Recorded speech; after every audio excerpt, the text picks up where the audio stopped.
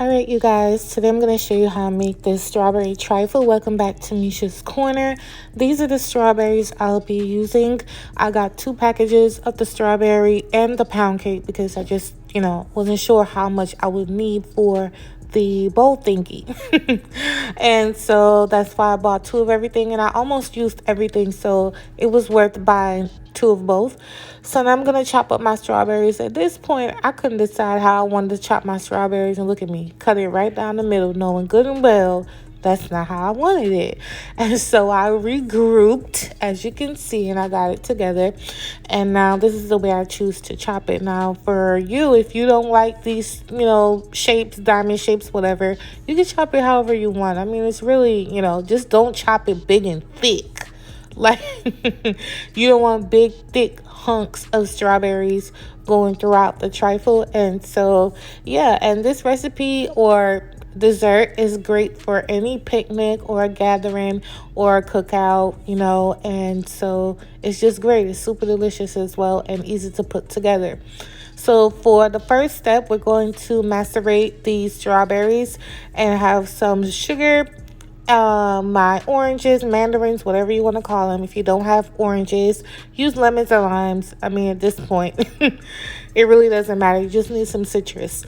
And then I'm going to add the sugar, the orange, and I'm going to mix it up, popping it in the refrigerator for about 30 minutes to an hour, or until I'm finished prepping everything else.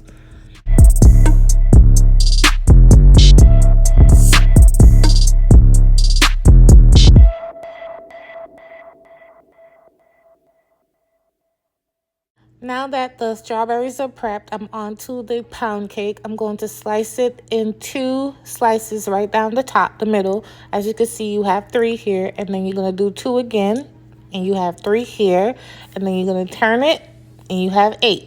You're going to make 8 slices because you want the cake slices to be like little bite-sized pieces, not super duper small, but definitely not too big at all, because that's going to defeat the purpose. And this is what it looks like.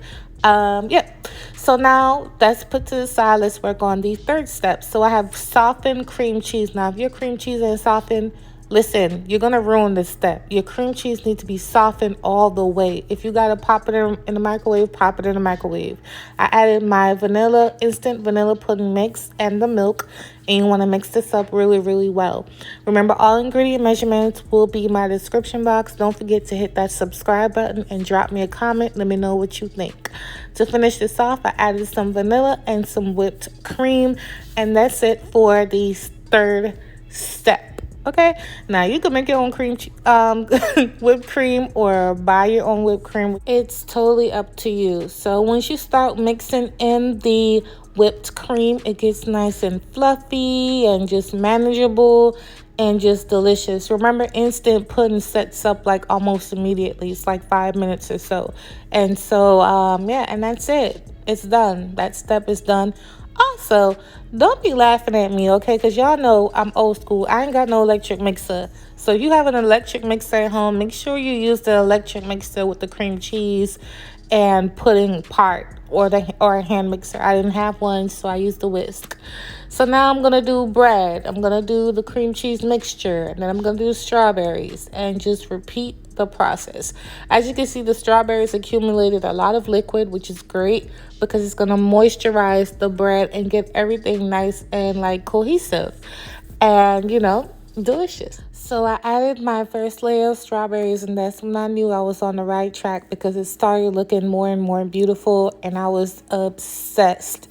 So then I added some more of the pound cake right down on here, and you're basically just repeating the process. Like I said, it's more prep work, and more than anything, you're not really cooking anything.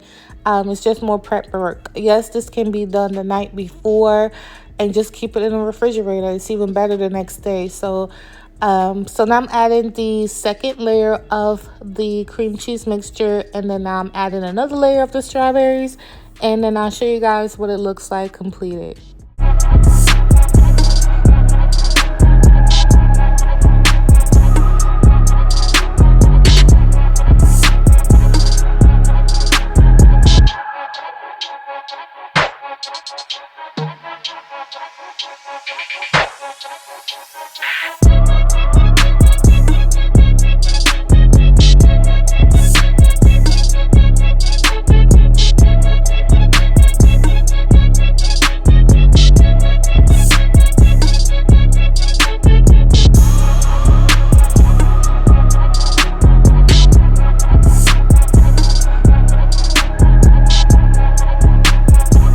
Alright, so the final layer of the cream cheese mixture, this is your, presentation point. So you want to make sure this is nice and smooth on top like I have it here.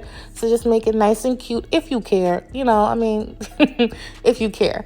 So now I sliced up some fresh strawberries that I had left over. I had like 5 out of the 2 packages combined. It was only like 5 or 6 left. And to decorate the top, I'm just going to put them around in a little diamond shape around on the top. And then I'm going to also use the juice that was left. A little juice was left in the bowl, and I drizzled it over top. And that's it. You pop up in a cookout or a party or whatever with this, honey, you're going to steal the show. Okay? Period. So make sure you guys give this a try. If you do, tag me and let me know what you think. My new Instagram is called Dine with Misha, D-I-N-E with Misha. So make sure you guys follow me. Tag me in all your photos, pictures. I post daily recipes that don't make it to YouTube. So make sure you guys come check me out on Instagram and show me some love because I'm going to repost you. It's no biggie. Thank you so much for watching, guys. And I'll see you guys on my next video. Bye.